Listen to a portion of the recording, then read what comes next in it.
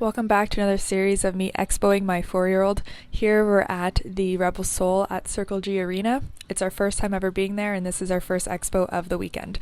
I'm just trotting him through, letting him see the sights and sounds, letting him just kind of flow around, not asking too much of him, but just letting him see the barrels, see where they're at in the arena, and letting him get comfortable with it. So he wants to get a little stiff. I'm riding him right now in an O-ring, which is important for this weekend, as I did a bit change. I would like the O-ring in the past, so I wanted to try to keep it. Of course, the second I put a bridle on a bit, I end up not using it. But again, just letting him kind of flow around, get shape. Here he kind of wants to stiffen up and rush out of the turn, so I'll hold him in the turn, letting him come around that inside and softening to my inside. I do use my hands and legs a lot at the same time, so I want him to just round and stay following. My second exhibition, we're going to lope through. Again, not demanding a whole lot, just letting him get up to his spots and staying honest for me. I will circle it a couple times just so he knows to be flowing and knowing where his spots. Just like that, getting to that spot where he can really snap around. Same thing on all the barrels. Here, I actually wasn't happy with my hand position. If you look at my inside, I'm kind of holding them both up. And it took me a few turns here to remember to say like, okay, Shelby, put your inside hand low, let him follow around your hand. There, he did really nicely, so we'll go on to the next barrel.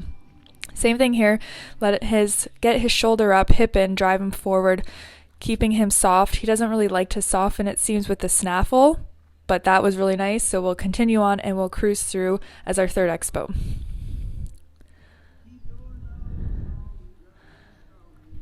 Now, this wasn't totally my favorite exhibition. I wasn't super happy with it. Even that second there, we kind of fought a bit, and I really wanted to try to push him to see where we're at. And he's very turny, so I think my first run I did end up knocking the second because he just turned it so tight.